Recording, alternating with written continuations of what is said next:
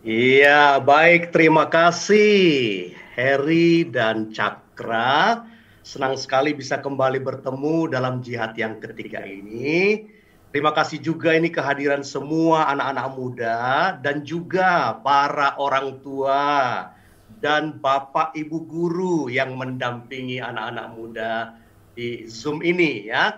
Nah, jadi bagi yang belum mengenal saya bernama Pendeta Thomas Sihombing. Panggilan akrabnya itu Om Tom ya. Nah, saya didampingi juga oleh istri saya, Sri Aryani Sitorus. Apakah bisa di-highlight? Itu dia istri saya. Nanti akan membantu membaca ayat-ayat Alkitab. Nah, baik. Bapak Ibu, khususnya sahabat gaul, hari ini kita akan melanjutkan materi kita yang jihad dengan bertemakan pergumulan dalam menemukan jodoh yang dari Tuhan.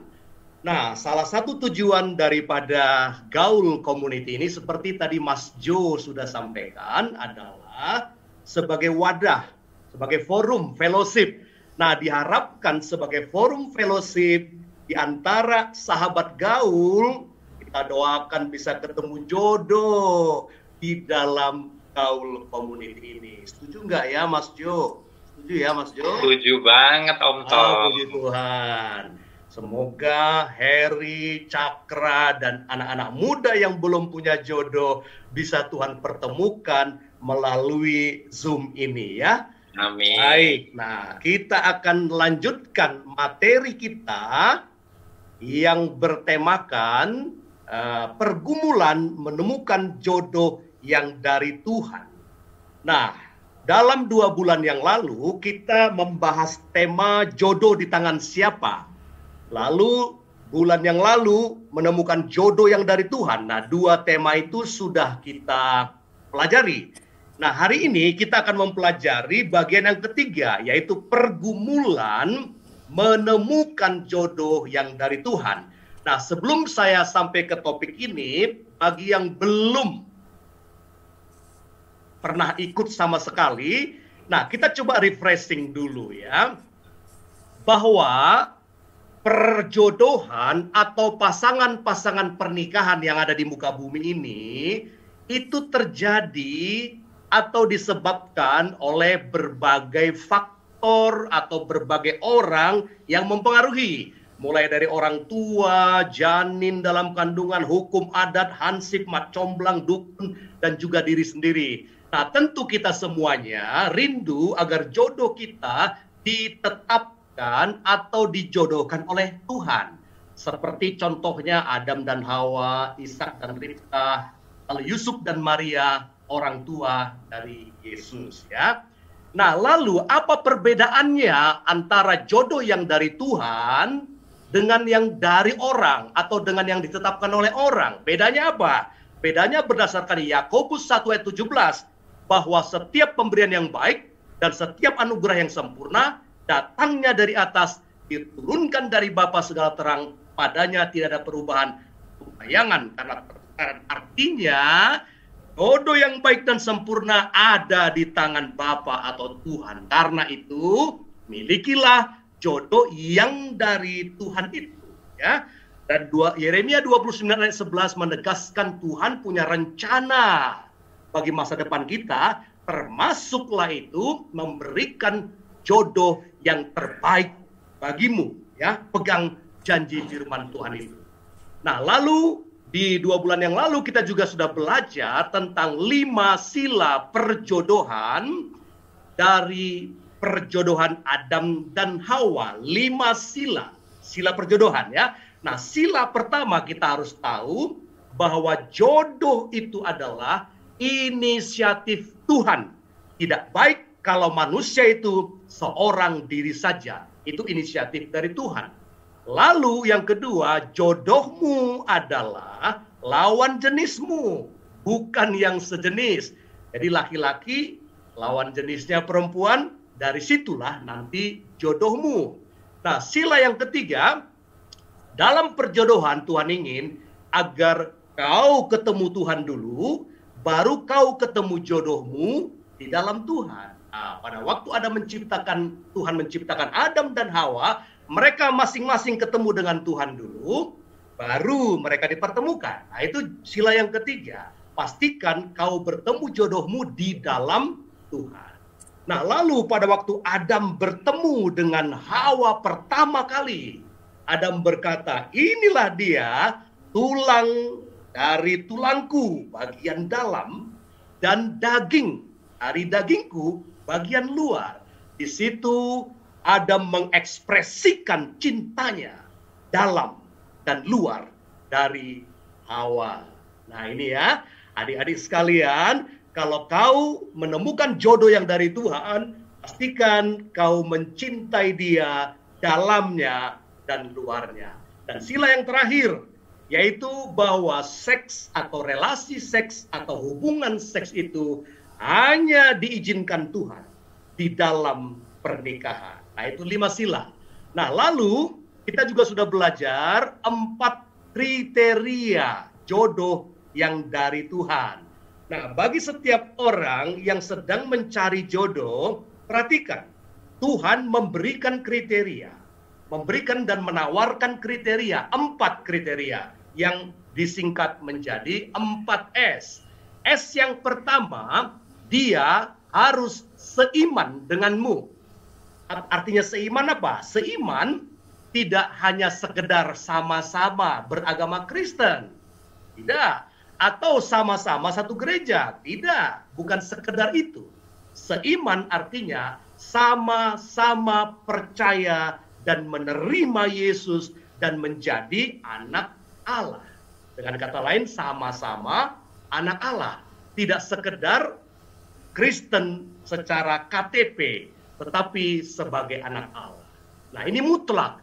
Jangan sekali-kali menikah dengan orang yang tidak seiman. Jangan sekali-sekali menikah dengan orang yang bukan anak Allah. Ini penting ya.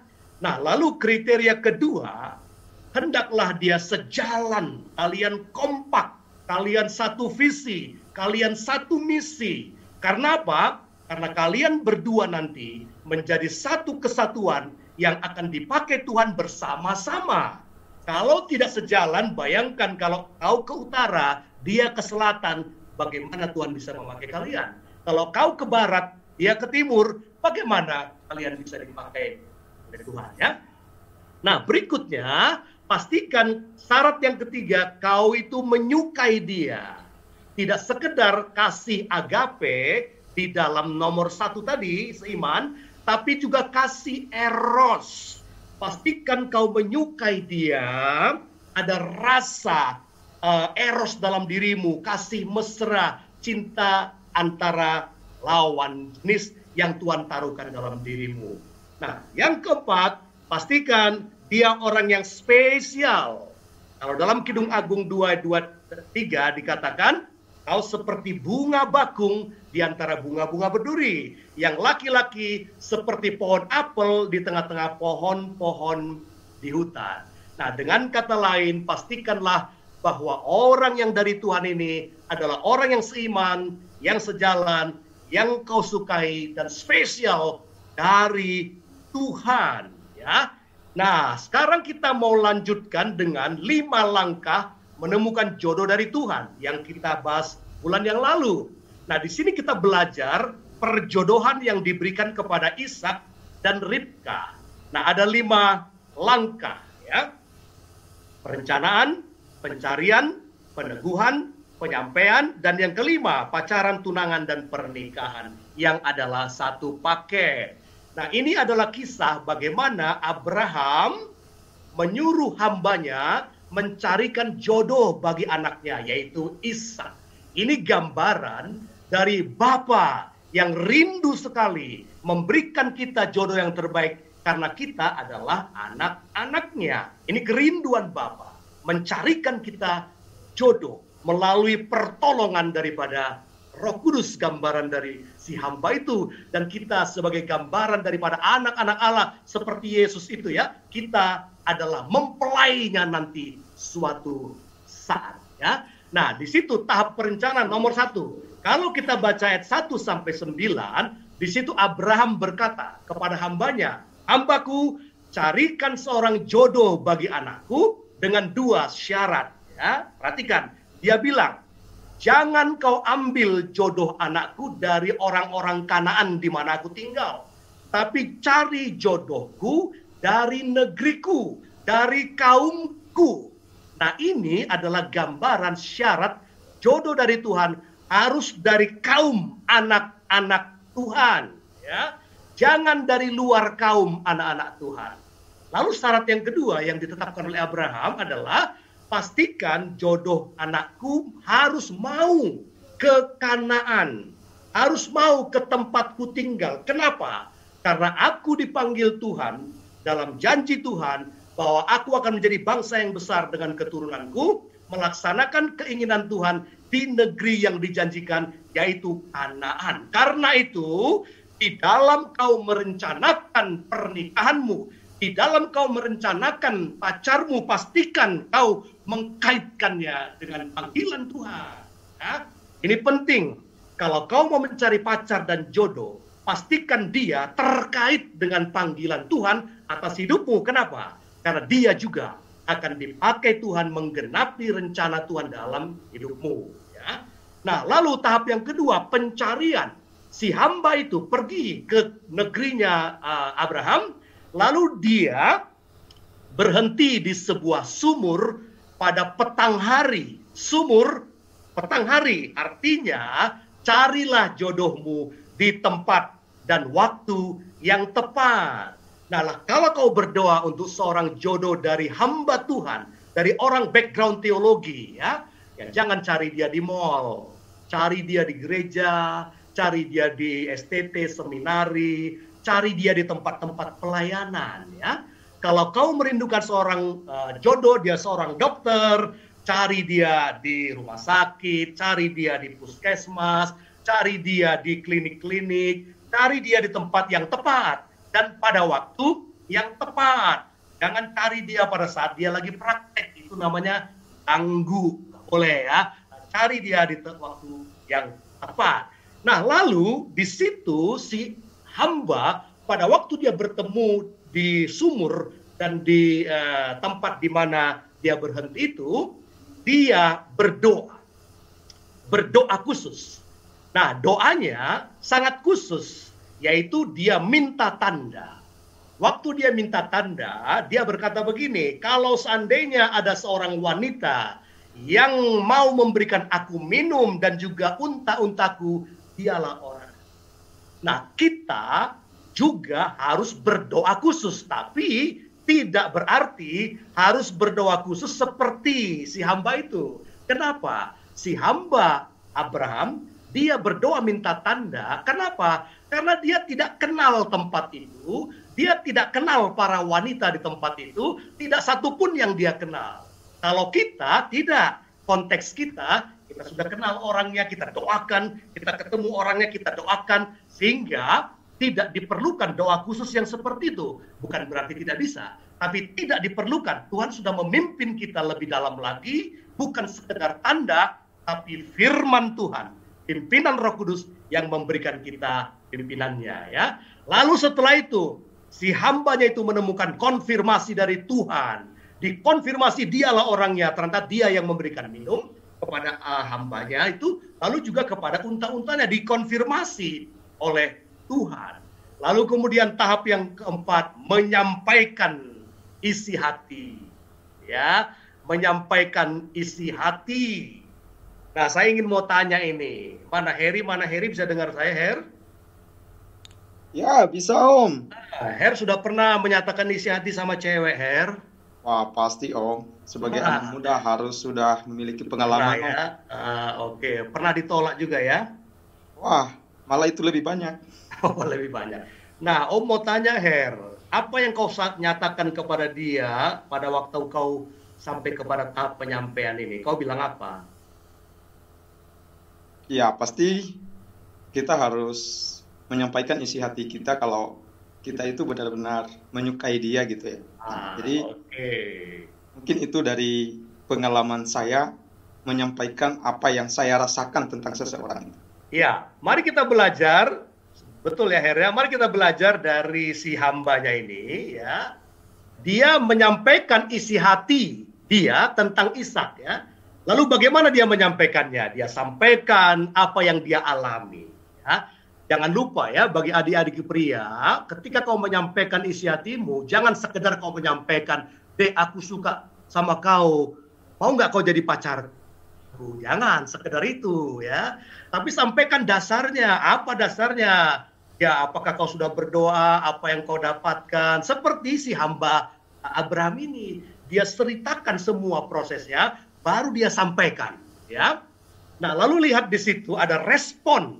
Nah, ini ya, setiap yang kita sampaikan selalu ada respon, baik dari orang yang kita doakan maupun dari orang lain. Nah, kebetulan orang tua dari Ribkah ini mendapatkan firman, dalam arti dia meyakini semua yang berbicara kepada Abraham hambanya itu adalah dari firman Tuhan ya. Lalu si Ribkah sendiri dia meresponinya dengan iman, aku mau. Nah, kalau kita lihat dari sini, kita lihat bahwa proses sampai ke nomor 4 itu seluruhnya Tuhan bekerja di dalamnya. Sampai akhirnya mereka berpacaran, bertunangan. Lalu adik-adik sekalian yang belum menikah, bisa jadi kita atau banyak anak-anak Tuhan tidak melalui proses-proses yang sangat ideal ini. Ya. Ada juga yang sudah berpacaran, lalu kemudian mentok, kembali lagi ke titik 1. Ya. Nah, bagi kalian yang saat ini sudah punya pacar, ya, bagi yang sudah punya pacar tapi belum yakin dia akan menjadi jodohmu, maka kembali kau ke nomor 3, berdoa supaya diteguhkan. Tapi jangan putuskan dia. Ya.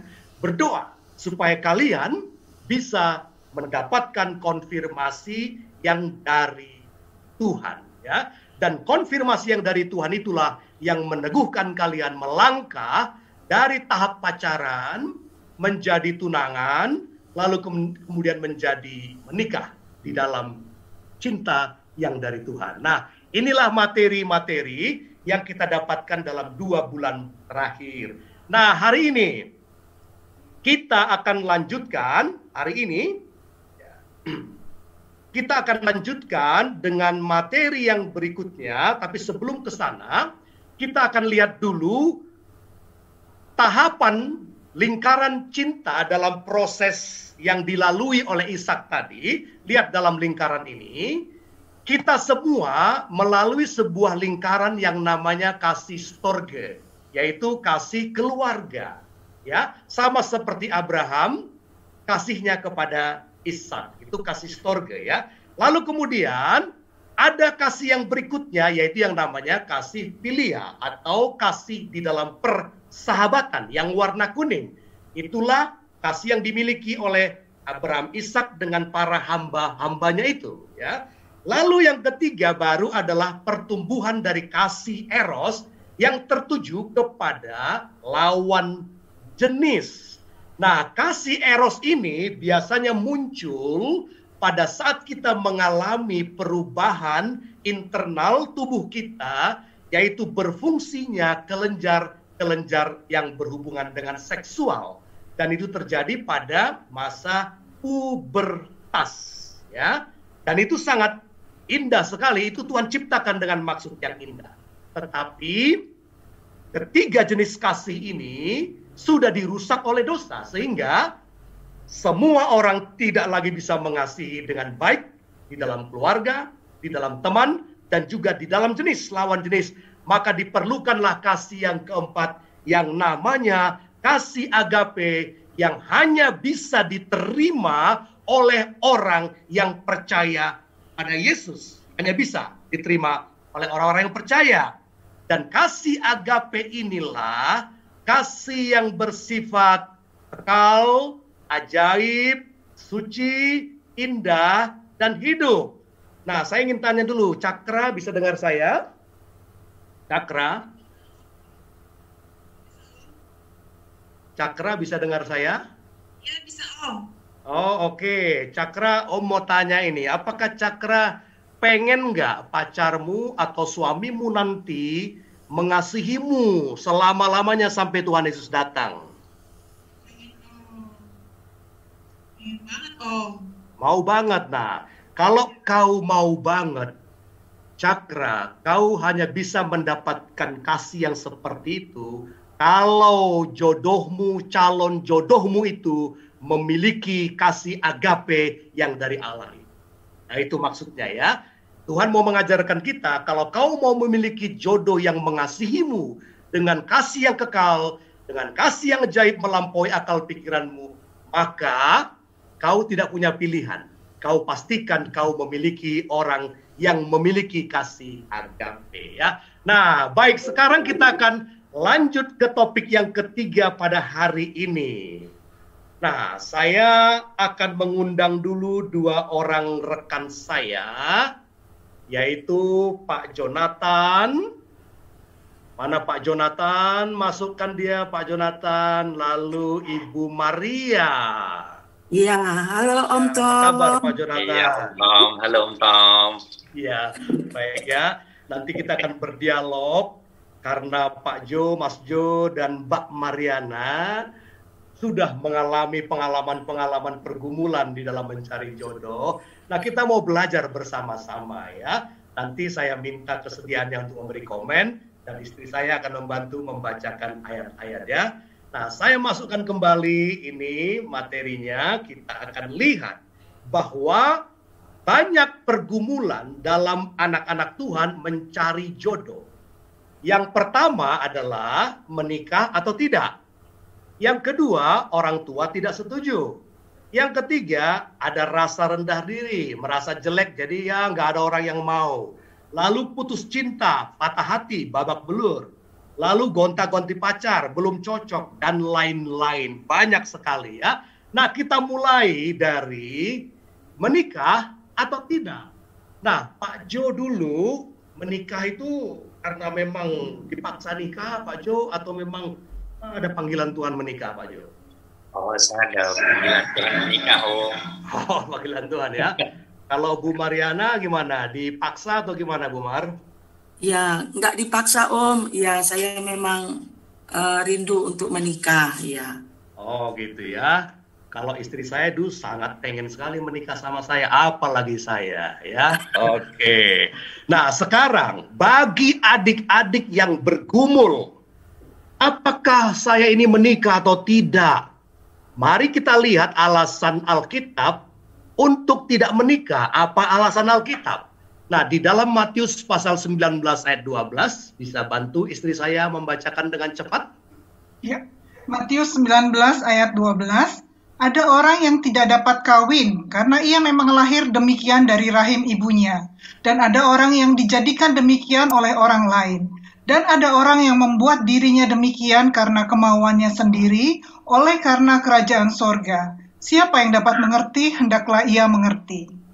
Baik, ada 3 alasan yang dari Tuhan untuk tidak menikah. Alasan yang pertama, katanya ya, dalam ayat itu, karena bawaan sejak lahir ada cacat. Ada bagian organ seks yang tidak bertumbuh dengan normal, sehingga dia tidak bisa menikah. Karena pernikahan itu selalu harus berhubungan dengan relasi seksual.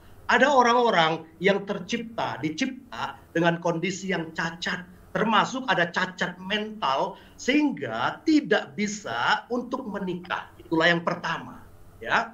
Lalu yang kedua di situ dikatakan tadi ada orang dia dibuat tidak bisa kawin atau istilah kedokterannya itu dikebiri. Nah, pada zaman dulu raja-raja itu punya istri banyak. Lalu untuk melindungi istrinya dari penyelewengan, seluruh ajudan-ajudan atau penjaga pengawal-pengawal raja yang berhubungan dengan istri itu dikebiri.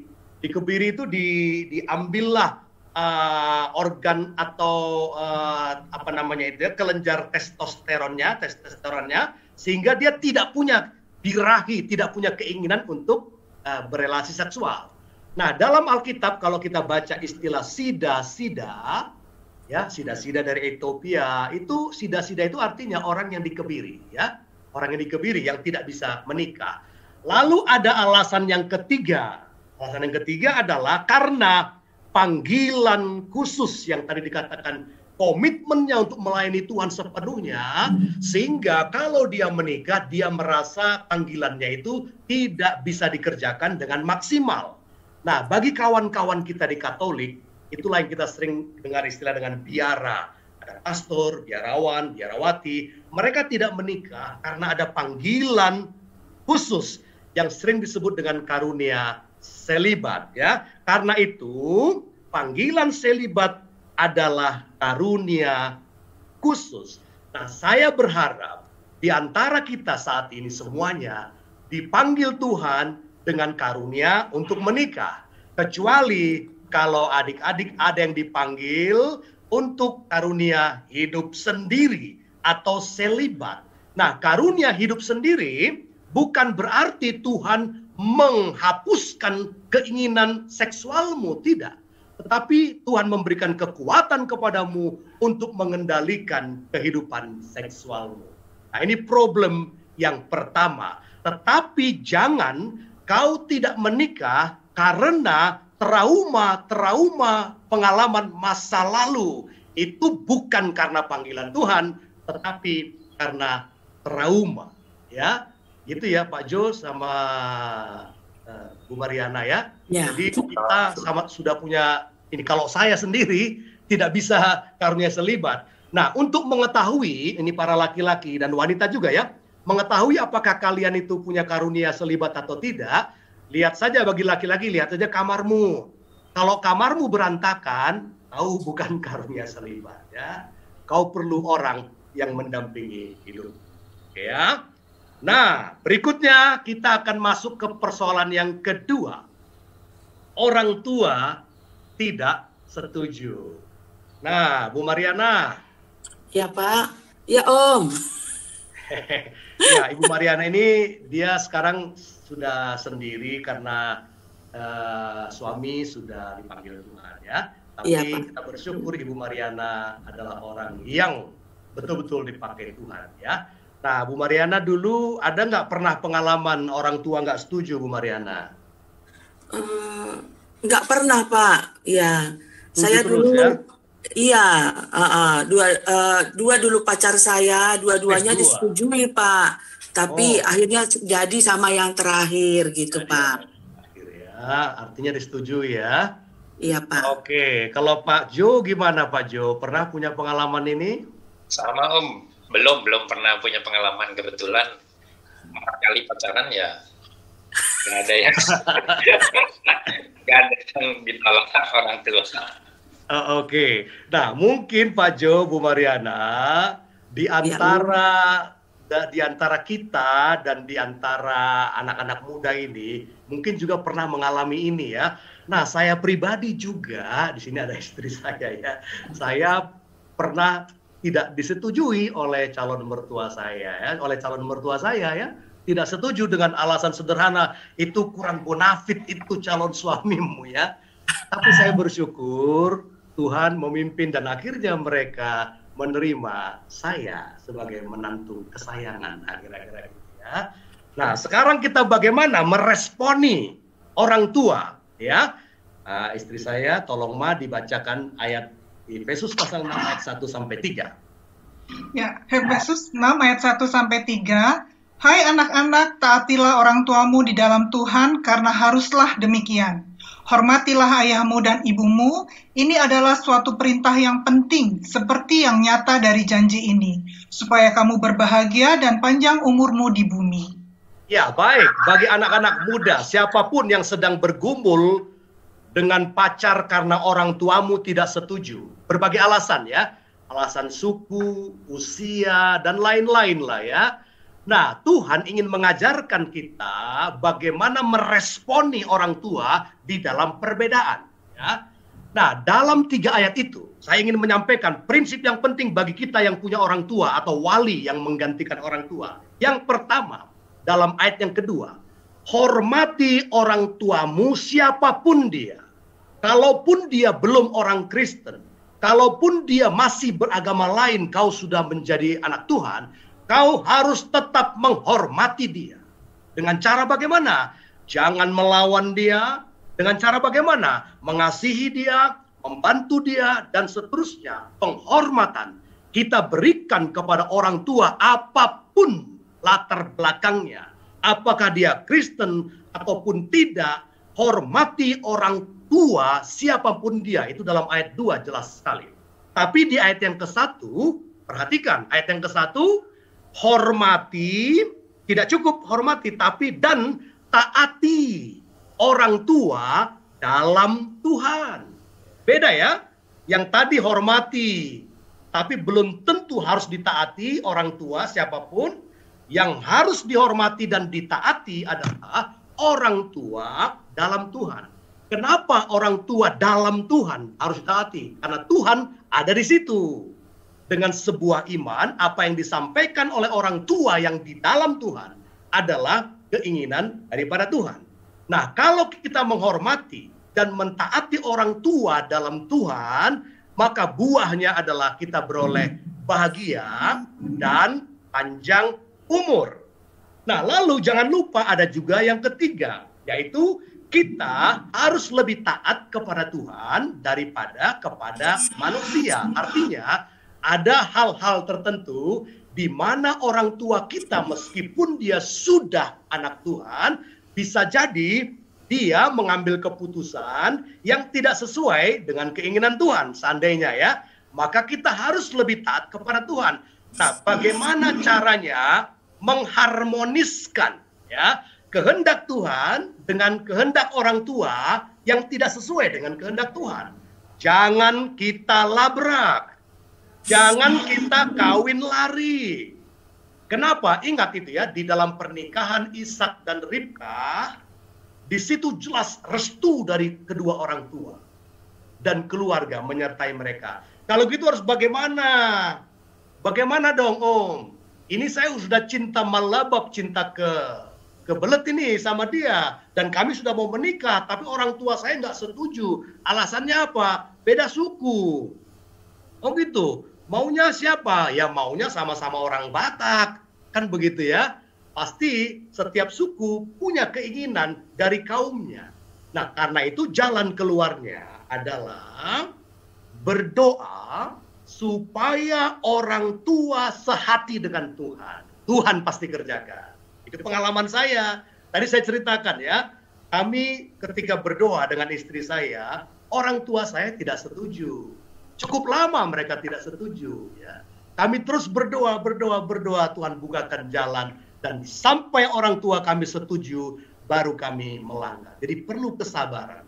Kalau kau mengasihi calon istrimu, kau harus sabar. Tuhan menyatakan rencananya ya. Nah, berikut ini ada sebuah video contoh ya, yang sederhana yang mungkin bisa memberi gambaran buat kita ya. Di sini ada sebuah klip seorang ibu yang mendengar berita anaknya yang berumur 29 jatuh cinta dan mau menikah dengan seorang wanita yang berumur 40-an. Coba kita lihat ya. Luar biasa nih, penjualan bulan ini ada dari ini, ya mantap lah, mantap. Halo Ma, lagi ngapain? Aduh, dari mana kamu? Ya biasalah Ma, ada tugas penginjilan tadi Ma. Ya. Bagus lah. Banyak tadi jemaat yang hadir Ma. Iya Ma, tadi di gereja jumpa aku loh. Sama siapa? Sama pacarnya Bang Rio. Oh iya, cuma ya itulah Ma. Cantik. Cantik sih, tapi Mama jangan kaget ya. Kenapa? Umurnya 2 kali umurnya. Iya loh Ma. Apa maksudnya pas bulan kayak gini? Iya memang Masa dia 2 kali? Memang dia cantik Ma, wanita karir Ma, tapi itu umurnya 2 kali Bang Rio. Diam. Si Leo aja sekarang umurnya 29 tahun. Iya. Jadi itu ceweknya itu berapa? Udah kepala 4 lebih Ma. Itulah Ma. Bagaimana itu bisa terjadi? Coba. Kalau dia sudah 40 lebih. Iya. Kayaknya ya itulah Ma. Ini tidak bisa. Mama tidak setuju. Mama akan batalkan mereka. Tidak bisa itu. Iya, baik ya. Itu sebuah drama singkat. Itu pemerannya Ibu Mariana itu, Mbak Mariana ya. Gimana cerita abangmu itu, Mbak Mariana? Kenapa ceritanya? Iya, Om. Nggak setuju mama saya, Om. Iya, jadi terpaksa dibatalkan, Om, jadi akhirnya. Gimana sebaiknya itu ya, Om? Ya itulah, Mas Jo, gimana Mas Jo? Ya, kalau saya sendiri soalnya nggak punya pengalaman kayak gitu sih ya. Jadi Ya, oke. Bagi adik-adik sekalian, kawan-kawanku anak-anak muda, bisa jadi kau bergumul karena persoalan orang tua tidak setuju. Prinsipnya, sekali lagi, hormati orang tuamu itu dan taati dia kalau itu dari Tuhan, kan begitu ya. Tetapi apakah Tuhan melarang kita menikah dengan orang yang lebih tua? Tidak, gitu ya. Tidak ada dalam Alkitab yang menyatakan nggak boleh pria menikah wanita yang lebih tua. Hanya prinsipnya tentu. Lihat ya prinsip yang 4S tadi itu ya. Yaitu seiman, sejalan. Nah dalam prinsip sejalan ini sebaiknya lah kalian berpikir janganlah terlalu jauh usianya. Kan begitu ya. Nanti kan tidak sejalan. Nanti dipikir orang yang jalan itu antara ibu dan anak laki-lakinya. Misalkan begitu ya. Jadi kan terganggu pelayananmu. Bukan berarti tidak boleh. Saya punya sahabat-sahabat yang istrinya 9 tahun lebih tua. Tidak ada masalah. Bahkan dalam saat yang khusus, status khusus, seorang hamba Tuhan yang terkenal namanya Derek Prince, beliau menikahi istrinya yang 20 tahun lebih tua dari dia. Nah, jadi bukan persoalan umur sebenarnya, tapi persoalan bagaimana kita sejalan. Umurnya untuk bisa sejalan sebaiknya relatif, jangan terlalu jauh ya. Kira-kira begitu ya. Nah, saya coba lanjutkan lagi untuk persoalan yang berikutnya ya. Kalau tadi adalah persoalan orang tua tidak setuju, sekarang persoalan rendah diri, merasa jelek, tidak tampan sehingga minder. Wah, kalau Mas Jo kira-kira, Mas Jo ini ganteng ya. Saya yakin banyak wanita yang senang sama Mas Jo, betul nggak Mas Jo? ya begitulah kira-kira. Gitu. Pernah merasa rendah diri Mas Jo? Enggak sih Om, jadi walaupun saya menurut orang-orang ganteng, saya tapi sebetulnya ganteng ya. Iya, tapi sebetulnya saya juga orangnya dulu tuh minder Om. Karena jadi, apa?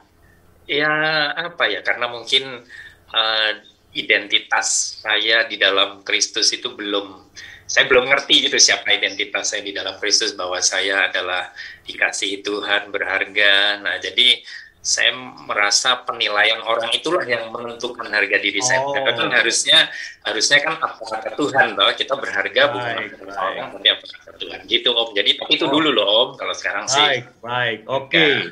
Nah, bagi adik-adik yang merasa minder ya, misalnya kulitnya hitam, jelek, hidungnya pesek atau apapun itu kata dunia ya. Kalau kau merasa minder, akar persoalanmu adalah gambar dirimu yang rusak. Jadi kau tidak melihat dirimu seutuhnya. Nah, coba mari kita dengarkan Amsal pasal 23 ayatnya yang ke-7a. Silakan istri saya baca. Ya. Amsal 23 ayat 7a. Sebab seperti orang yang membuat perhitungan dalam dirinya sendiri, demikianlah ia. Ya. Ayat Amsal 23 ayat 7a ingin mengatakan begini, kau, keadaanmu, statusmu adalah seperti apa yang kau perhitungkan atau kau pikirkan tentang dirimu. Itulah kau. Kalau kau berpikir kau jelek, jeleklah kau. Kalau kau berpikir kau tidak berharga, ya tidak berhargalah kau. Ini kata firman Tuhan. Hati-hati dengan pikiranmu. Hati-hati dengan perasaanmu. Ya, itu adalah penjelasan firman Tuhan. Apa yang kau bayangkan tentang dirimu di dalam pikiranmu, jadilah seperti itu. Itu kata firman Tuhan. Karena itu, mari kita ubah itu melihat pandangan dari Tuhan. Dari Yesaya 43 ayat 4, baca, Ma. Yesaya 43 ayat 4, oleh karena engkau berharga di mataku dan mulia, dan aku ini mengasihi engkau, maka aku memberikan manusia sebagai gantimu dan bangsa-bangsa sebagai ganti nyawamu. Sejak dia menebus kita menjadi anak Allah, kita mewarisi kerajaan Allah, kita anak dari raja di atas segala raja. Kita adalah putra dan putri dari Bapa yang luar biasa, kerajaan yang luar biasa itu. Kita putranya, kita putrinya, kita prince and queen daripada Bapa kita. Nah, karena itu mari kita jangan ikut apa kata pikiranmu atau kata orang lain tentang dirimu, tetapi ikutlah apa kata Tuhan tentang dirimu. Ya. Jadi kalau orang berkata, kau kurang ganteng kau. Ya, dulu ada seorang teman saya, ya. Jadi dia selalu ditolak, ya. Lalu temannya menggodain begini. Le, orang Batak ya. Aku lihat kau ditolak terus. Aku heran, Le. Ya, kenapa? Apalagi kurangmu? Sudah semua kurang. Apalagi kurangmu ya? Sudah semua kurang. Ya. Nah, dia meledek seperti itu. Itu pandangan manusia. Kalau kita menerima pandangan itu bahwa kita orang yang kurang, kita orang yang tidak berharga, jadilah itu. Kita tidak boleh menerima pikiran yang seperti itu. Kita tidak boleh menerima perasaan yang seperti itu. Yang kita terima adalah pikiran Tuhan dan perasaan Tuhan yang mengatakan kau berharga di mataku, kata Tuhan. Karena kau berharga, aku akan memberikan kepadamu jodoh yang terbaik. Puji Tuhan. Mari adik-adik, jangan lagi merasa rendah diri. Kalaupun wajahmu ya dipandang dunia ini kurang ganteng katanya, tapi kau adalah pohon apel bagi wanita yang adalah bunga bakung. Artinya orang yang sangat spesial. Ya. Nah, yang keempat. Nah, ini problem berikutnya, putus cinta, patah hati, babak belur. Nah, Mas Jo, berapa kali putus cinta, Mas Jo? Ya, ini lumayan Om. Saya pacarannya kan 4 kali nih Om Thomas. Yang keempat baru akhirnya menikah. Nah, yang paling berat itu waktu pertama itu Om Thomas. Saya diputus Om. Waduh. Itu apa kurangnya Mas Jo? Ya itu tadi kurangnya banyak. Apa alasannya diputus Mas Jo? Ya karena waktu itu apa ya nggak serasi aja mungkin ya, atau mungkin ini tapi saya waktu itu sih curiga aja sih Om, dia senang sama yang lain gitu. Cuma nah terus terang waktu putus itu bener-bener saya sakit hati tuh. Rasanya kayak, aduh, untuk apa hidup gitu ya. Tapi setelah dipikir-pikir, aduh, konyol sekali tuh ya. Waktu ngelihat yang dulu tuh rasanya, aduh, bodoh sekali kalau sampai seperti itu, gitu. Benar-benar patah hati, babak belur ya? Oh iya, patah hati, nggak doyan makan, nggak doyan. Oh gitu? Minum, iya. Oh, oke. Lama loh, Om. Iya, mungkin hampir setahun, makanya saya agak lama kan ini ada bahasan usia juga. Ini tadi saya nikah kan juga termasuk usianya udah nggak muda Om. Iya. Oh gitu ya. Gitu, karena trauma ya. Oke, baik. Ibu Mbak Mariana bagaimana dulu? Pernah diputus dulu? Saya dulu Om pacaran sama yang pertama itu 5 tahun.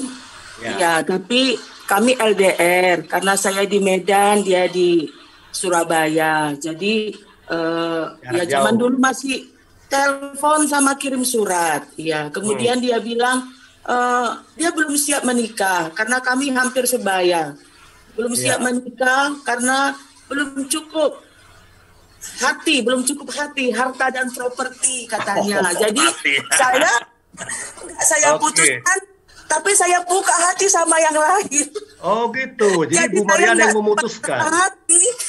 Wah, kejam kali Mbak Mariana, diputuskan ya. Oh, lalu dia bisa terima dia.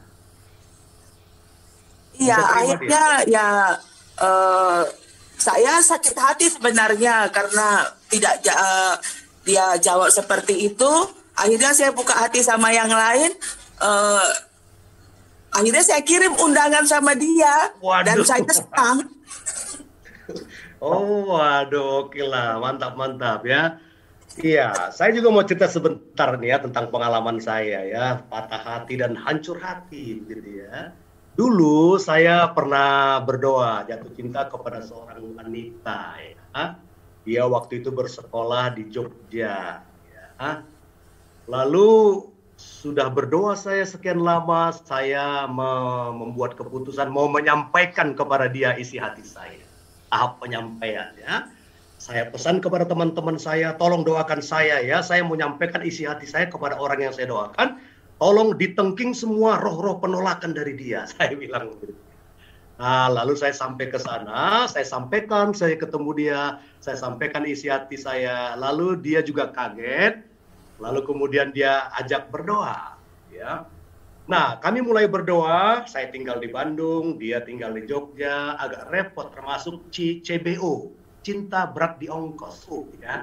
Jadi kalau ke sana ya Jogja jauh lah dari Bandung ya. Berat di ongkos.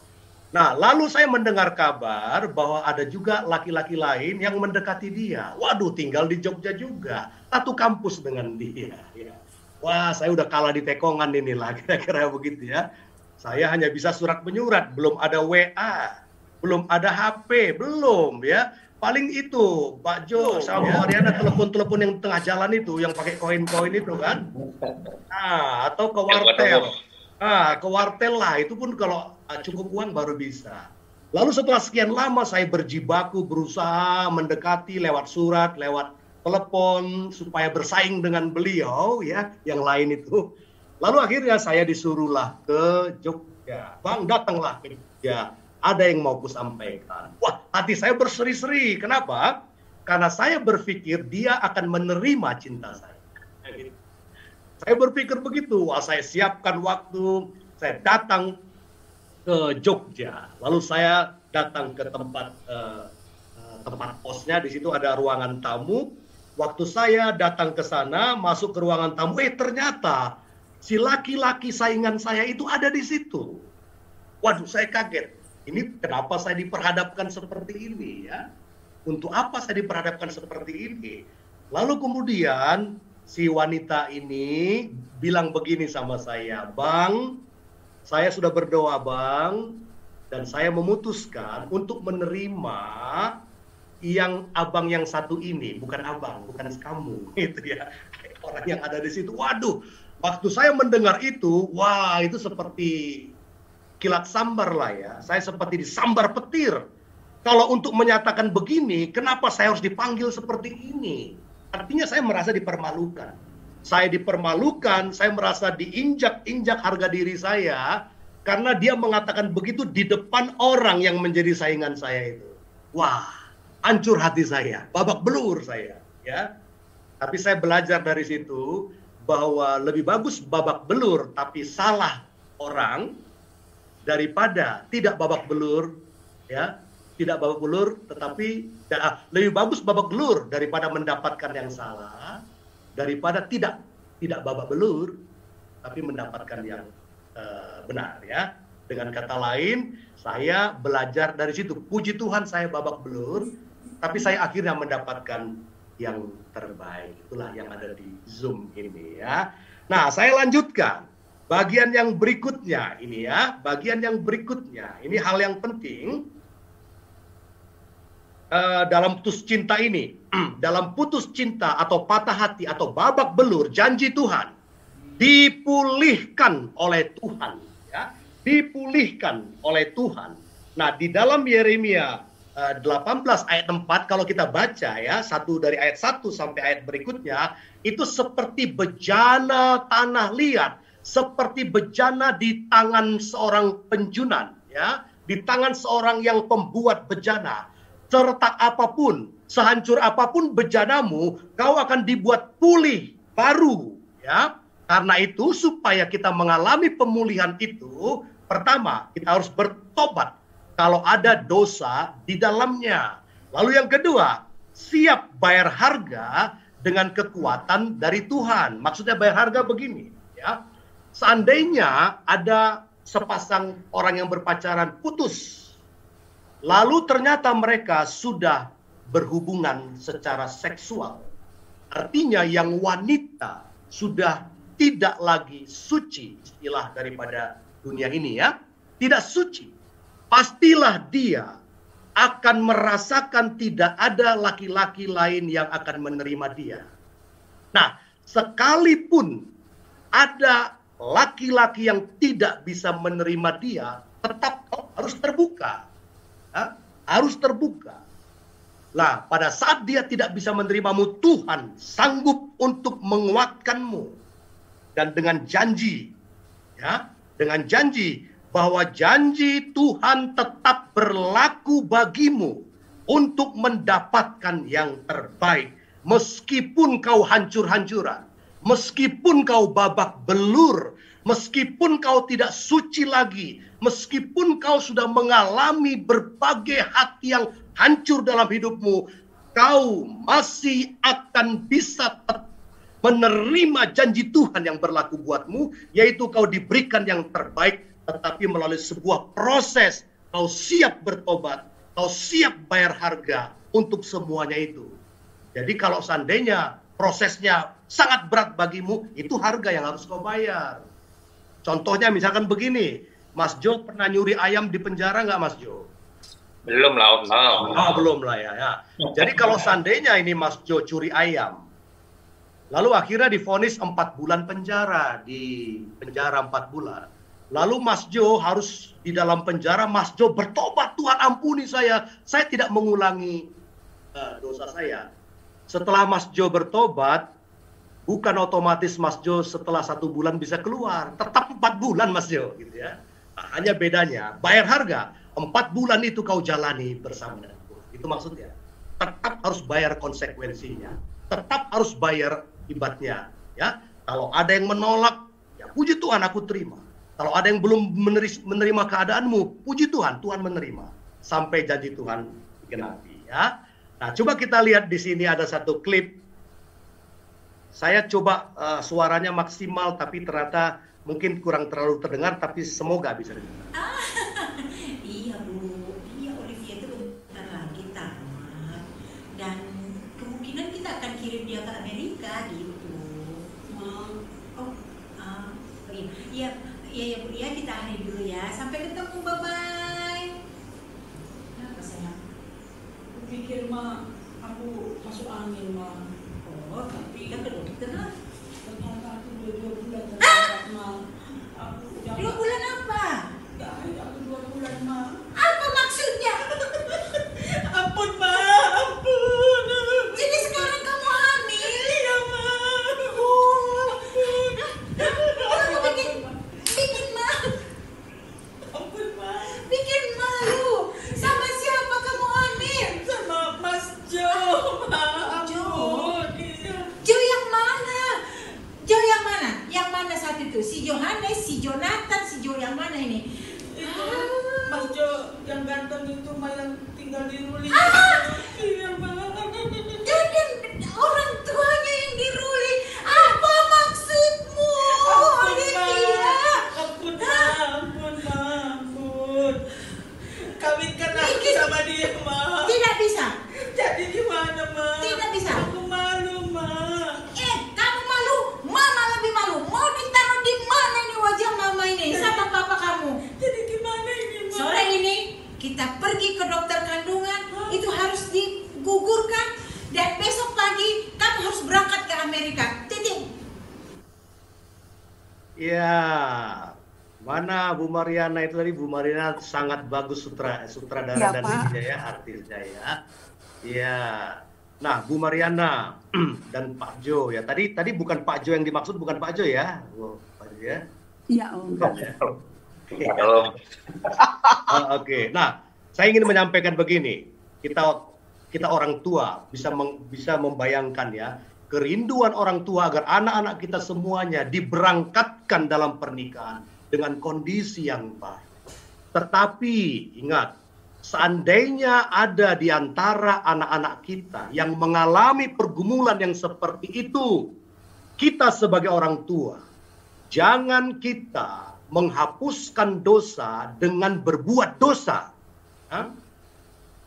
Anak kita sudah berbuat dosa, jangan lagi kita ajari dia untuk berbuat dosa dengan cara menggugurkan. Kenapa? Karena dosa tidak bisa dibereskan dengan dosa. Tapi janji Tuhan kita akan dipulihkan seperti tadi janji Tuhan ya, seperti bejana yang retak tadi.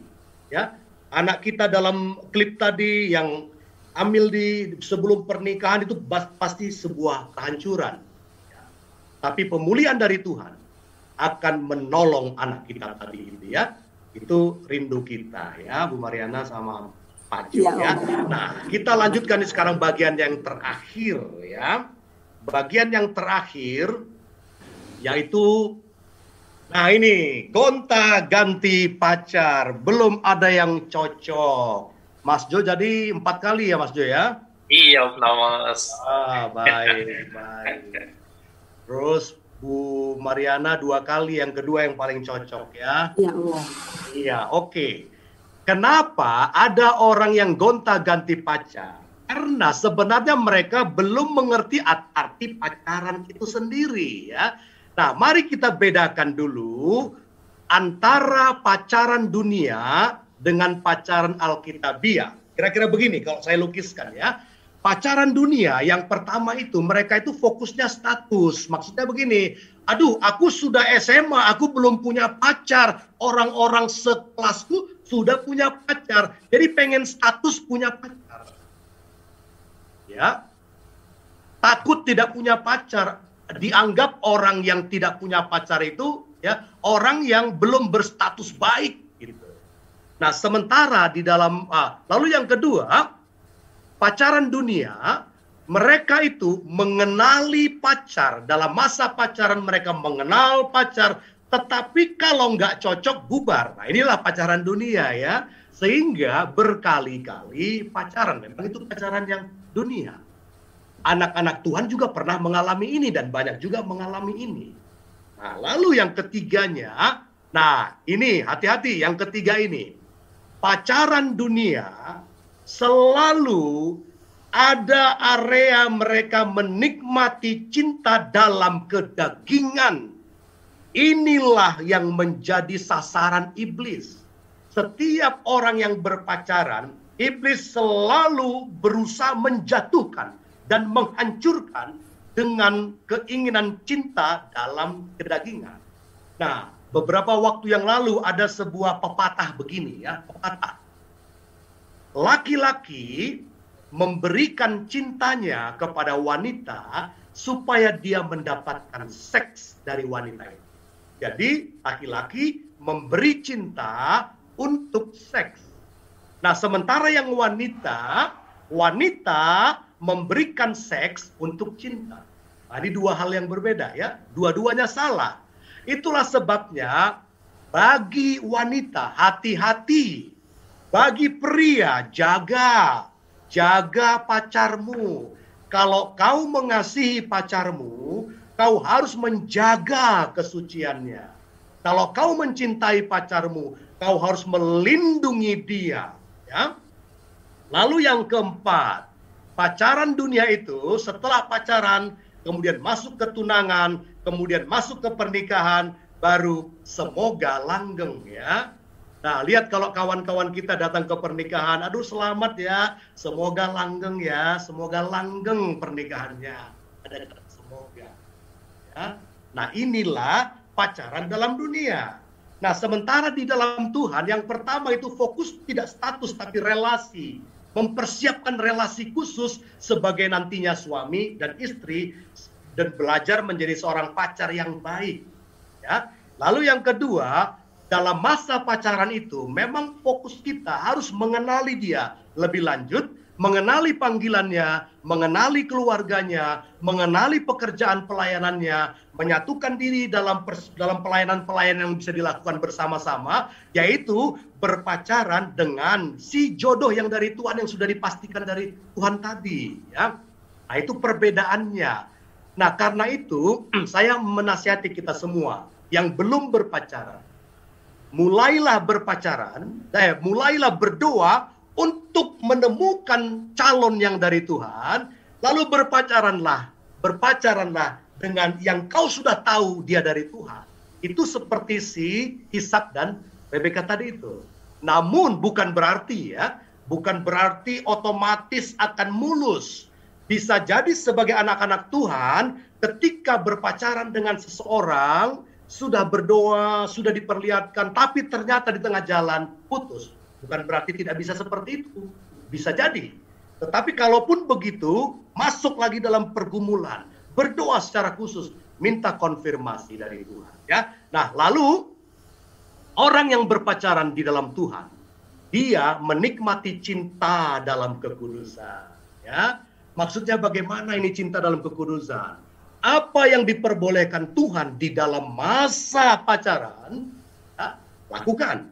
Tapi apa yang tidak diperbolehkan Tuhan di dalam masa pacaran dan hanya diperbolehkan dalam masa pernikahan, ya jangan lakukan. Contohnya apa? Ya, contohnya apa? Yang paling sederhana yang menjadi pergumulan banyak pasangan. Kalau pacaran harus bagaimana kami? Ya kan nggak asik dong Pak kalau kami hanya jalan berdua saja, lalu kami nggak boleh cium, nggak boleh lebih dalam dari situ. Ya, itu pergumulan. Nah, prinsipnya apa? Apa yang kau lakukan kepada pacarmu? Prinsipnya harus kau lakukan di dalam kekudusan. Nah, sekarang persoalannya begini. Ini kata Alkitab ya. Alkitab berkata kelemahan daripada laki-laki itu di matanya. Makanya Matius 5 ayat 28 atau 29 berkata begini, apabila seorang laki-laki memandang seorang wanita, lalu tergerak syahwatnya atau tergerak keinginannya lebih lanjut, dia sudah berdosa. Bayangkan, memandang saja dengan nafsu, itu sudah dosa. Apalagi mencium. Bisa nggak seorang pria mencium tanpa ada perasaan itu? Nah, itu sebabnya firman Tuhan mengatakan, mari kita dalam kekudusan. Bisa nggak menikmati cinta dalam kekudusan? Bisa. Justru pada saat kita menjaga kekudusan masa pacaran, pada saat pernikahan, disitulah puncak daripada kasih eros yang Tuhan berikan kepada kita bisa dinikmati. Puncaknya, puncak yang tertinggi dari kasih eros itu hanya ada di dalam pernikahan. Dan hukum ya, ini hukum kedagingan berbicara begini. Kalau seandainya sudah sampai pegangan tangan, pasti akan pengen lebih lanjut. Kalau sudah cium tangan, pasti pengen lanjut, nggak pernah turun. Kalau sudah ciuman, pasti akan pengen lebih lanjut. Kalau sudah hubungan seks, tidak ada lagi yang bisa dipertahankan. Akhirnya, hancur babak belur. Tidak ada yang kau bawa ke dalam pernikahan. Pernikahanmu tidak lagi menjadi sebuah berkat yang khusus. Itulah sebabnya tadi firman Tuhan mengatakan, bayar harga. Bayar harga akan dosa-dosamu. Tapi pengampunan Tuhan berlaku menolongmu ya. Dan yang terakhir, tunangan, menikah, sampai maut yang memisahkan. Bukan semoga langgeng, tapi sampai maut yang memisahkan kita. Nah, bagian yang terakhir, solusi untuk mendapatkan jihad ini ya. Kalau begitu, bagaimana supaya kita bisa mendapatkan jodoh idaman hati anak Tuhan? Yang pertama, jadikan Yesus sebagai kekasih jiwa ragamu, sebagai pacarmu yang pertama dalam hidupmu, yang dia tinggal di dalam dirimu ya. Dan ini terjadi ketika kita percaya dan menerima Tuhan Yesus dalam hidupmu. Dalam hidup kita, Yesus tinggal dalam diri kita, maka Dia yang tinggal dalam diri kita itu akan memberikan kepadamu seorang kekasih jiwa ragamu yang huruf kecil. Kalau tadi huruf besar ya, yang seperti Dia, yang sempurna ya. Janji yang sempurna dari Tuhan memberikan kita yang sempurna. Roma 8 ayat 32 berkata, kalau Dia mau memberikan dirinya untuk kita, masakan Dia nggak bisa memberikan pacar? Masakan Dia nggak memberikan kita suami atau istri? Pasti bisa ya. Dan ini yang kita harapkan semua kita menemukan jodoh yang dari Tuhan itu sesuai dengan kehendak Tuhan, sesuai dengan rencana Tuhan, dan itulah yang terbaik ya. Nah, demikian presentasinya. Waktunya sudah jam 11:20 ya. Saya serahkan dulu, terima kasih banyak untuk Mas Jo, terima kasih banyak untuk Ibu Mariana dan istri saya yang mendampingi. Saya serahkan untuk sesi tanya jawab ya. Wow, puji Tuhan. Terima kasih banyak Om Tom atas pemaparan mengenai pergumulan mencari jodoh yang dari Tuhan pada pagi hari ini. Saya percaya setiap kita sahabat gaul yang sudah mengikuti tadi pemaparannya pasti sangat diberkati bagaimana menghadapi pergumulan untuk mencari jodoh yang daripada Tuhan. Untuk itu teman-teman, kita akan membuka sesi tanya jawab. Saya percaya setiap kita masih banyak yang harus kita tanyakan, dan nanti pertanyaan silakan diketik di dalam kolom chat. Namun sebelum itu, mari kita mengambil sesi foto terlebih dahulu. Mari kita membuka kamera atau video kita. Dan untuk sesi foto, kami mempersilahkan Kak Eva. Kepada Kak Eva, dipersilahkan. Kakak dan Abang. Oke, baik Kakak dan Abang semua. Sekarang kita akan melakukan sesi foto. Jangan lupa kasih emote love yang ada di chat room, yang ada di Zoom kita ya. Saya akan hitung dari 1 sampai 3. Supaya kita mulai. 1, 2, 3.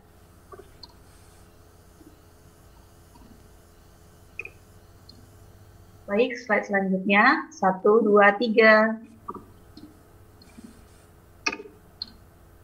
Sekali lagi ya, dengan Kakak. 1, 2, 3. Oke, baik. Terima kasih. Saya serahkan kembali ke Bang Heri.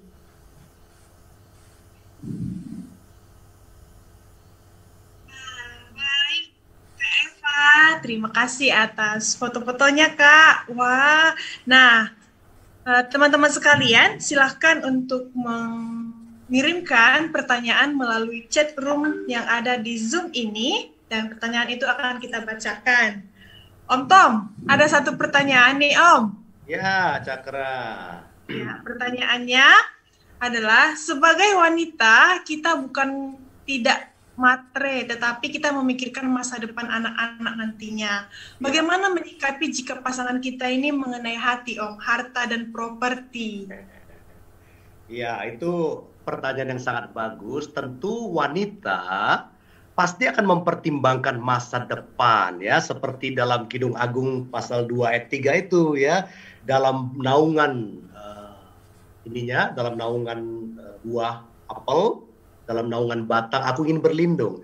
Artinya wanita pasti memikirkan masa depan, hubungannya dengan kehidupan ekonomi, pasti ya. Nah, pertanyaannya tadi, bagaimana kalau seandainya calon saya ini sepertinya tidak orang yang akan memiliki hati, harta, dan properti.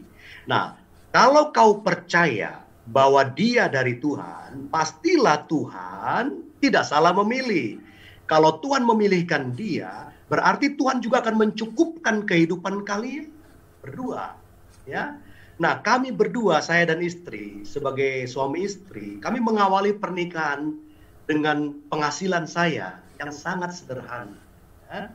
Sangat sederhana, pas-pasan ya, pas butuh ada, pas-pasan, pas butuh ada gitu ya. Nah, sampai akhirnya Tuhan berkati gitu ya. Jadi prinsipnya jangan kau lihat dia dari sisi itu, tapi lihat dia dari sisi Tuhan. Kalau Tuhan yang memberi, pasti dia akan melengkapi dengan segala kebutuhan. Doakan calonmu itu, siapa yang Tuhan berikan itu kepadamu, dan pasti yang kau ragukan tadi itu Tuhan akan jawab.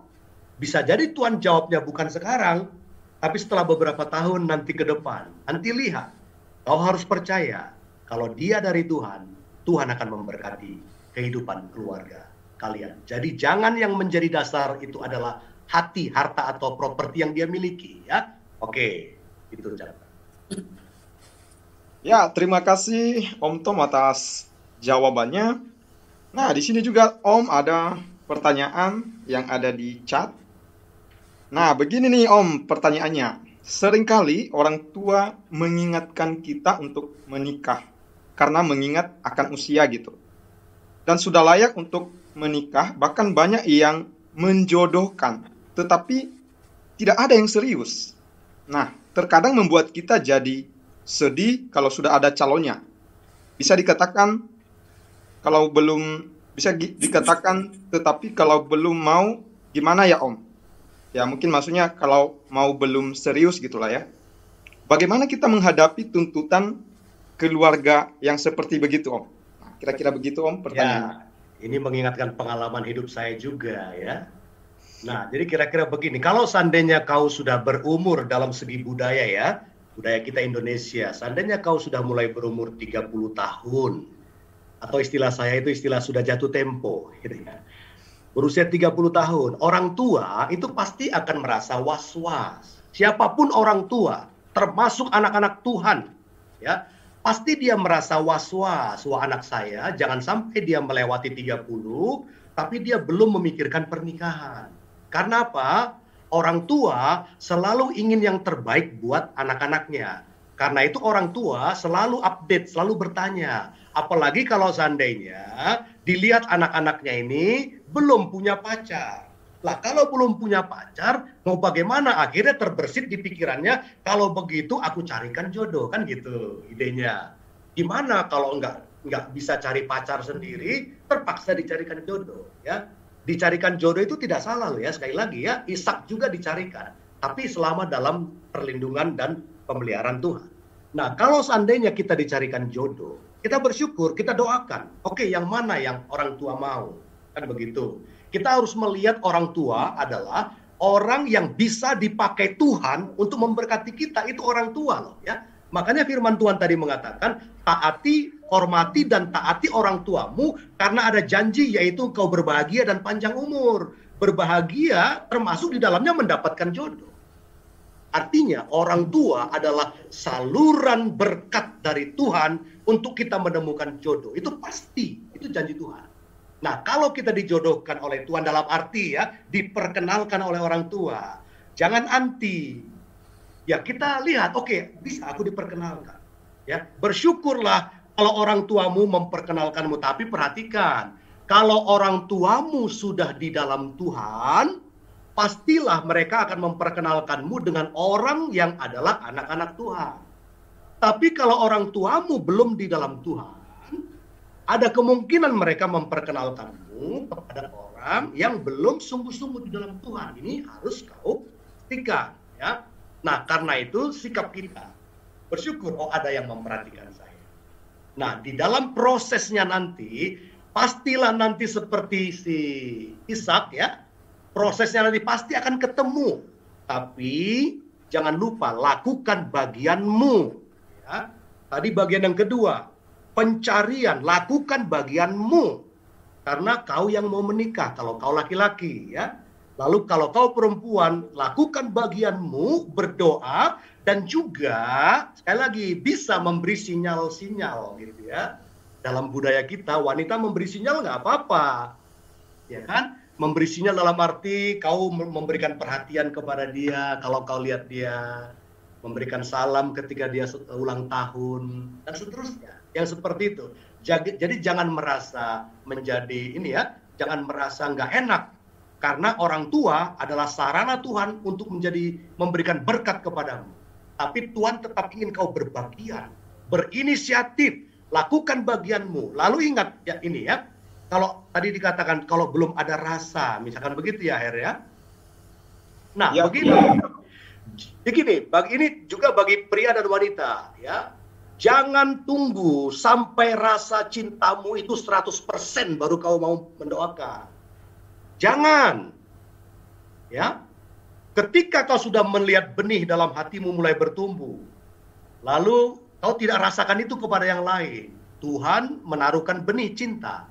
Kalau sudah dia taruhkan, Tuhan akan menyirami. Kalau Tuhan yang menyirami itu akan bertumbuh. Jangan tunggu sampai 100%, biar Tuhan yang mempertumbuhkannya. Berdoa. Nah, ada orang yang tipenya begini, aku kalau sudah sangat suka, aku baru mau. Ya, nggak pernah sangat suka dia. Nggak sampai suka-suka. Akhirnya apa? Ya, tidak jadi-jadi. Nggak boleh. Ya, kira-kira gitu ya. Terima kasih Om atas jawabannya. Berikutnya ada pertanyaan dari Musliadi Adi. Bagaimana sikap kita terhadap anak kita yang telah melangkah jauh dalam berpacaran, tetapi kita tidak menyetujui untuk mereka menikah? Iya, baik. Ini dari sisi orang tua kita. Kita sebagai orang tua tentu ingin anak-anak kita memiliki pacar dan menikah dengan orang yang Tuhan jodohkan. Itu sudah pasti, ya. Nah, kalau kita melihat anak-anak kita, kita perhatikan mereka berpacaran tetapi berpacarannya tidak sehat, kan begitu ya. Artinya sudah keluar dari kaidah Alkitab. Maka langkah pertama yang harus kita lakukan, kita perlu berdoa dulu minta hikmat. Berdoa minta hikmat Tuhan, ya. Lalu setelah kita berdoa minta hikmat Tuhan, maka kita harus menyampaikan nasihat kepada anak kita ini. Kita panggil dia, kita harus nasihati, ya. Lalu kita dengarkan sampai sejauh mana sudah hubungan atau pacaran mereka. Lalu dengan siapa dia berpacaran. Nah, kalau kita tahu ternyata pacarnya itu bukan anak Tuhan, kalau kita tahu pacarnya itu bukan orang Kristen, bukan pengikut Yesus, maka kita harus sampaikan isi hati Tuhan kepada dia. Bahwa Tuhan tidak menghendaki kita berpasangan. Ingat ya, berpasangan itu juga termasuk pacaran. 2 Korintus 6 ayat 14 ya. 2 Korintus 6 ayat 14, janganlah kau berpasangan dengan orang yang tidak percaya. Nah, definisi berpasangan itu termasuk berpacaran. Berpacaran saja tidak boleh dengan orang yang tidak seiman, apalagi menikah dengan orang yang tidak seiman. Kita harus ingatkan dia, kita harus tegur dia, kita harus ingatkan dia Tuhan telah disakiti dengan pacar model yang seperti ini. Jadi, kita harus sampaikan, persiapkan dirimu untuk putus, ya, untuk tidak berhubungan secara khusus. Karena apa? Karena sekali lagi prinsipnya terang dan gelap tidak bisa bersatu. Nah, tetapi kalau seandainya pacarnya itu adalah seorang yang sudah anak Tuhan, sudah Kristen, tetapi mereka tidak sehat berpacarannya, maka kita harus tegur dan ingatkan, kalau kalian mau diberkati oleh Tuhan, kalian harus berpacaran di dalam kekudusan. Ya. Di dalam kekudusan. Nah, kekudusan maksudnya apa? Jangan melibatkan dosa. Nah, orang tua juga harus bijak di hadapan Tuhan. Bijaknya apa? Bijaknya kita melihat anak kita berpacaran dengan anak Tuhan, kita nasihati untuk mereka mengerti kehendak Tuhan. Karena pasti sebagai anak Tuhan, mereka punya Roh Kudus yang akan membimbing mereka. Jadi jangan serta-merta karena kita tidak suka dengan background-nya, dari latar belakangnya, lalu kita minta mereka pisah. Tidak, ya. Sebagai orang tua juga kita harus berbijaksana, ya. Kira-kira begitu. Silakan dilanjut. Ya, terima kasih Om Tom. Nah, jadi teman-teman sekalian, kalau kita memiliki hubungan perjodohan atau pacaran, kita harus menjalin hubungan tersebut di dalam kekudusan. Baik Om, lanjut. Ada beberapa pertanyaan lagi nih di chat box. Nah, ini dari saudari kita Mutiara Siahaan. Apa saja tanggung jawab seorang kepala keluarga kalau nantinya di tengah-tengah keluarga sudah terbentuk, terus sikap apa yang diperbuat di dalam keluarga tersebut? Mungkin ini bagaimana yang seefektifnya, bagaimana tanggung jawab seorang kepala keluarga? Ya, kira-kira begitu. Pertanyaan ini sebenarnya bagus sekali, temanya dalam keluarga ya, dalam keluarga sebagai suami dan istri. Nah, tentu secara singkat saja, Tuhan memberikan role suami dan role istri, kalau sudah jadi suami dan istri ya.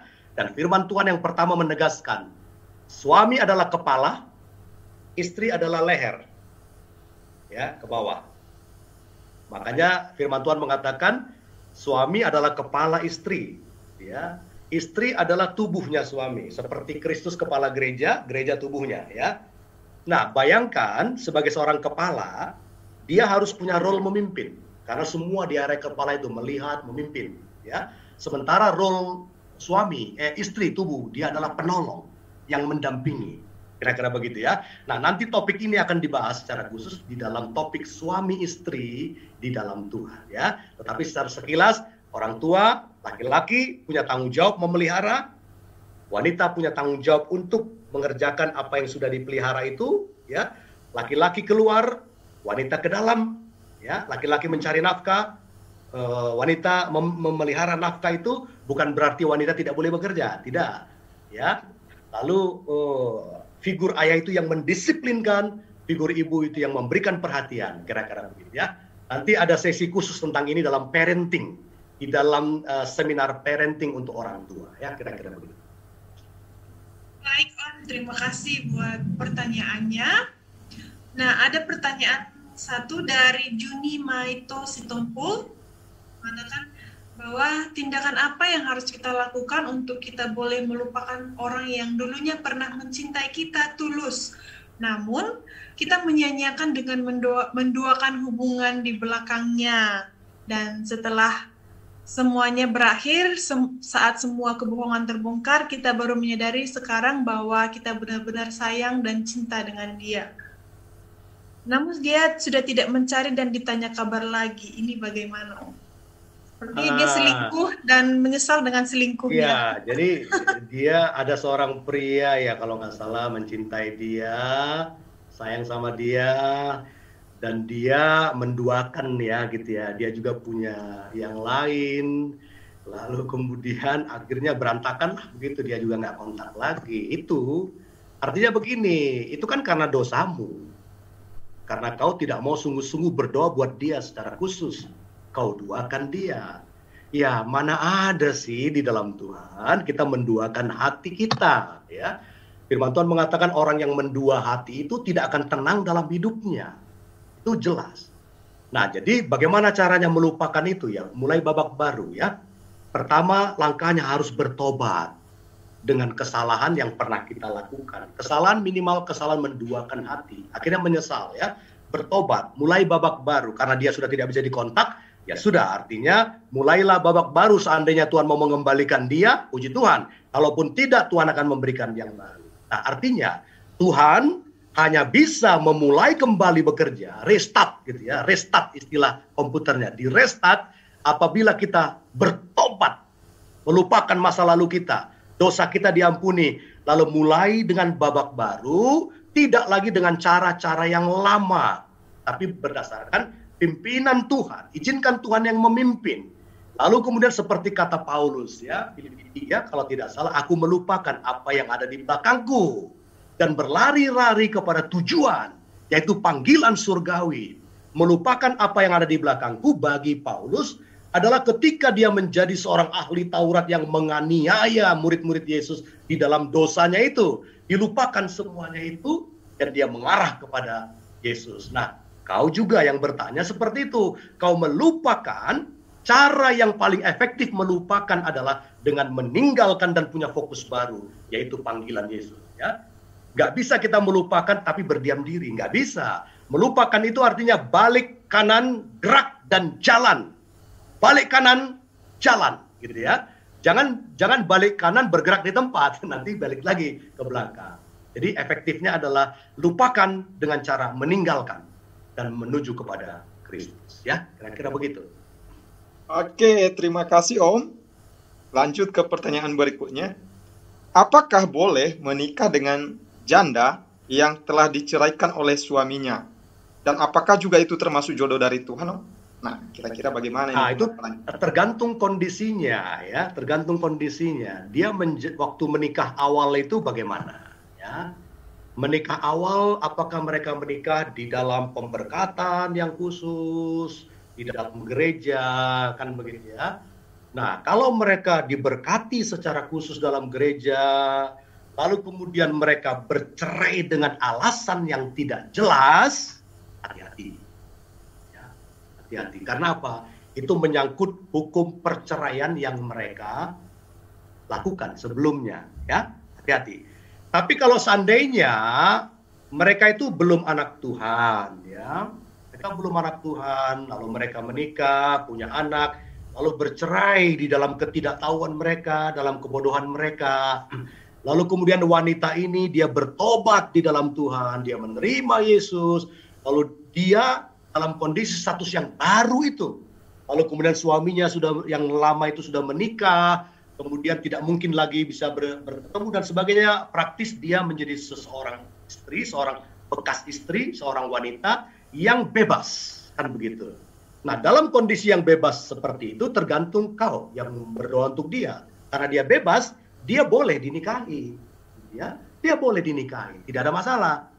Asal benar-benar Tuhan memimpinmu secara khusus bisa menerima dia, bisa menerima anaknya, lalu kemudian bisa kita mengerti bahwa langkah selanjutnya menikah di dalam Tuhan dalam rencana Tuhan. Nah, ini memang perlu konseling secara khusus, ya, mengetahui keadaannya, latar belakang ibu itu dengan suaminya yang dulu, kemudian pergumulanmu sendiri, bagaimana dengan dia, kenapa kau berdoa untuk dia, apa panggilanmu, itu memerlukan konseling yang khusus. Tapi sekali lagi, kalau jawabannya tergantung latar belakang pernikahannya sebelumnya, sampai sejauh mana mereka menikah dulu, kenapa mereka bercerai, lalu apa dasar perceraian mereka, ya. Oke.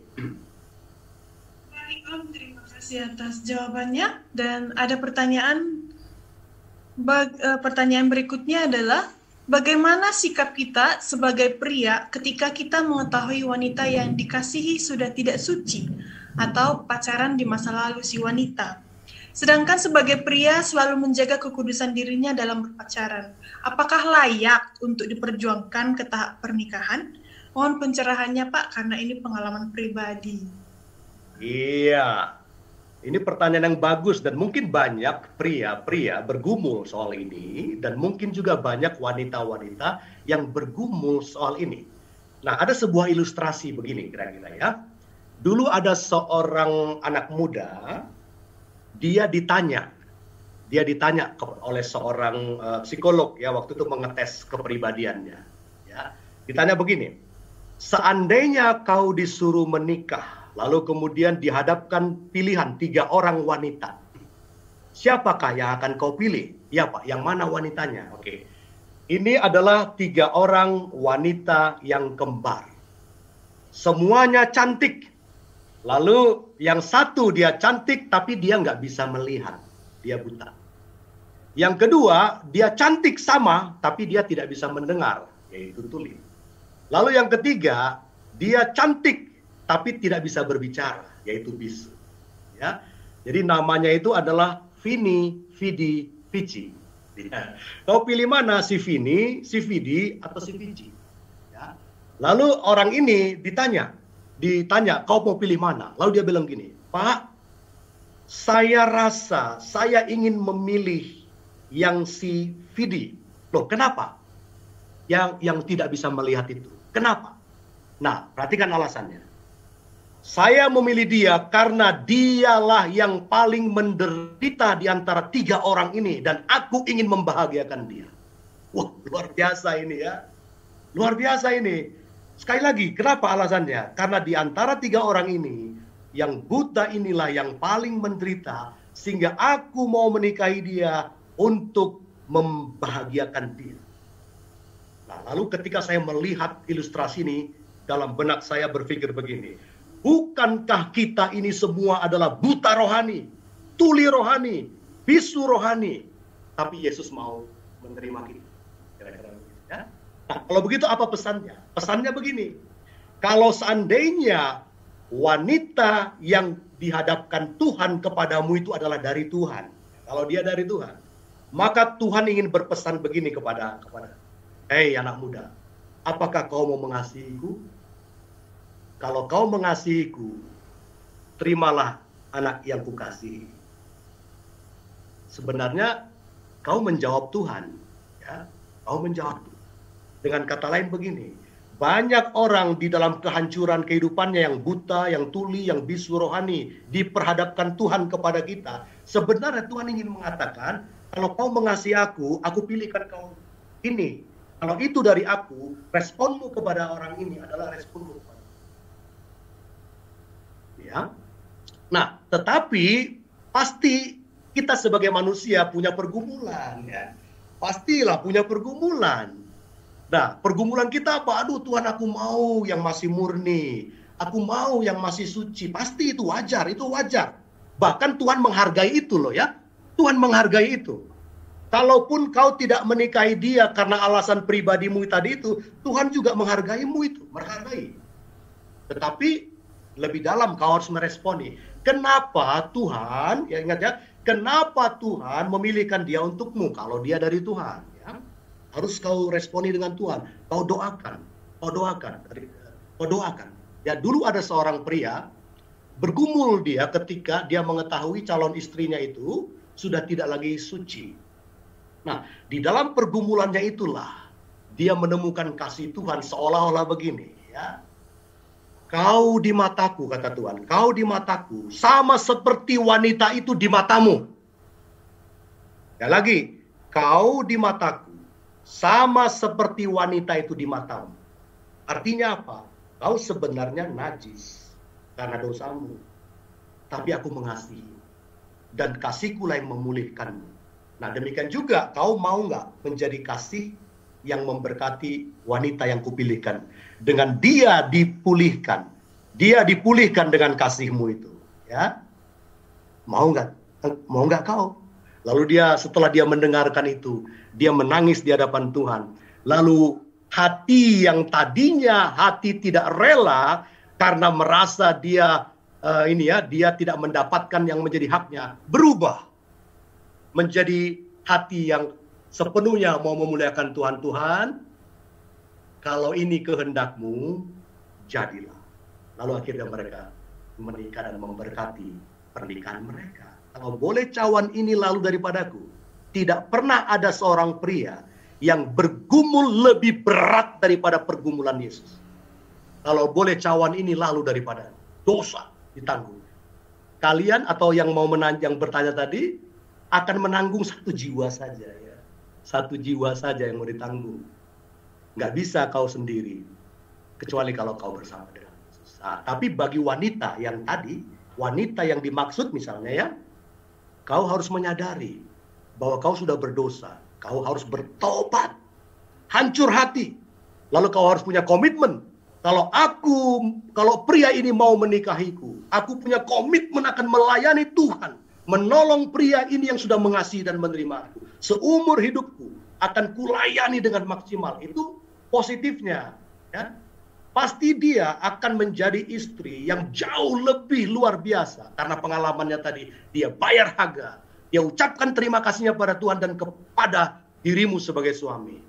Itu yang tidak akan didapatkan kalau dia tidak mengalami itu.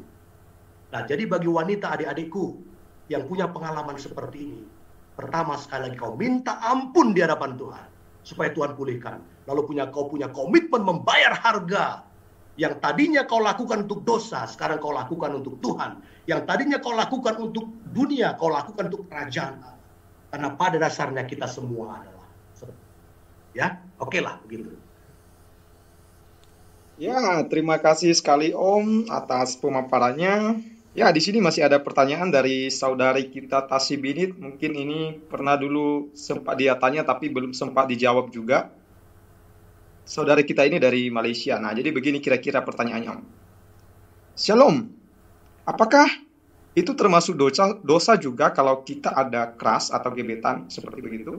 Karena saya ada crush dan crush saya itu juga berteman dengan saya atau crush dengan saya, tetapi kami sama-sama tidak mau pacaran karena syarat daripada keluarga yaitu tidak boleh mencari pasangan semasa belajar. Nah, kira-kira bagaimana ini Om? Oke, maksudnya crush di situ apa? Punya pengalaman yang hancur masa lalu atau gimana? Ya, sebenarnya di sini mereka ini naksir, temanan. Naksir. Nah, sama-sama naksir, tapi mereka tidak boleh. Nah, keluarga tidak menyetujui. Oh, ya oke. Ya, ini dari Malaysia ya. Oke, jadi pada dasarnya banyak sekali pasangan-pasangan yang mengalami pergumulan seperti itu ya. Sama-sama naksir, namun tidak disetujui, kira-kira begitu. Akhirnya tidak berani berpacaran, kan begitu. Nah, tentu yang pertama kita lihat dulu timing untuk berpacaran sudah tiba atau belum. Nah, kalau kalian masih dalam tahap SMA ya, jadi SD, SMP, SMA, itu sebenarnya waktu yang tidak baik untuk berpacaran. Karena biasanya di situ lebih banyak cinta monyet gitu ya. Nah, bahayanya cinta monyet akhirnya jadi monyet beneran, memble jadinya karena dosa yang terjadi kan gitu. Nah, timingnya, kalau seandainya timingnya masih di SMA, ya jangan dulu berpacaran. Artinya setuju dengan orang tua. Nah, tetapi kalau seandainya kalian sudah kuliah, sudah mulai bekerja, mempersiapkan pernikahan, lalu kemudian kalian tahu bahwa kalian itu sama-sama anak Tuhan, ya, lalu kemudian orang tua tidak setuju karena alasan apa? Kalau orang tua tidak setuju karena alasan misalnya suku, kembali ke tadi yang saya sampaikan, kita hormati dan kita taati orang tua, ya. Kita hormati dan kita taati orang tua yang di dalam Tuhan, ya. Kita tanya kepada mereka, Pak, Bu, kenapa? Ya, saya cinta sama dia, dia juga cinta sama saya. Apa persoalan Bapak, persoalan Ibu terhadap dia? Seandainya tidak ada persoalan dari segi iman, ada persoalan apa? Ya, ada berbagai pasangan orang tua persoalannya begini. Ternyata di antara orang tua punya clash di masa lalu dan belum berdamai kan gitu kan. Lalu kedua anak-anaknya yang saling jatuh cinta. Orang tua tentu merasa nggak nyaman. Itu orang calon mertuamu itu dulu orang yang pernah mengerjain papa mama. Bagaimana mungkin saya berbesan sama dia? Kan begitu. Itu kan masalah orang tua. Nah, kalau masalahnya seperti itu, tentu kesempatan bagi kalian berdua menjadi pemulih menjadi alat Tuhan untuk memulihkan hubungan di antara orang tua. Jadi perhatikan dulu penyebabnya. Perhatikan, saya tidak tahu apa penyebab daripada mereka tidak disetujui ya. Apa dulu penyebabnya? Kalau penyebabnya adalah kalau salah satu di antara kalian berdua itu tidak di dalam Tuhan, ya sudah pasti orang tua kalian tidak setuju kalau orang tua kalian di dalam Tuhan. Dan jangan melangkah lebih jauh. Karena tidak sekedar kalian tidak sesuai dengan Tuhan, tapi kalian juga tidak sesuai dengan orang tua, tapi kalian juga tidak sesuai dengan Tuhan. Begitu ya. Nah, jadi tergantung apa persoalanmu.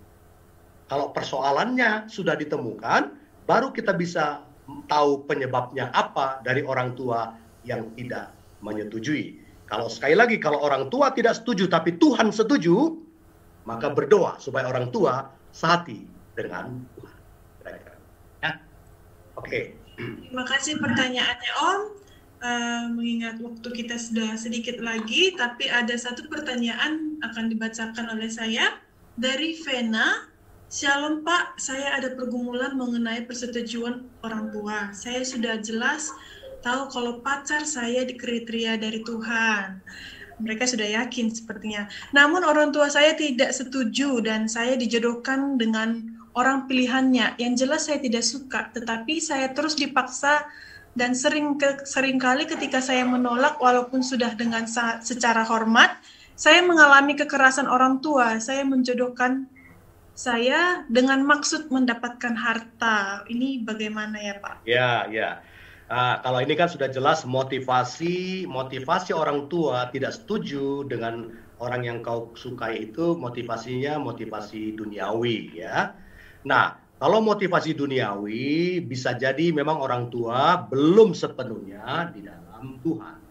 Nah, untuk itu sekali lagi, langkah pertama kita menghormati dulu mereka ya, Tuhan. Tapi belum tentu harus mentaati, ingat loh ya, belum tentu harus mentaati. Yang kita harus taati adalah yang sesuai dengan firman Tuhan.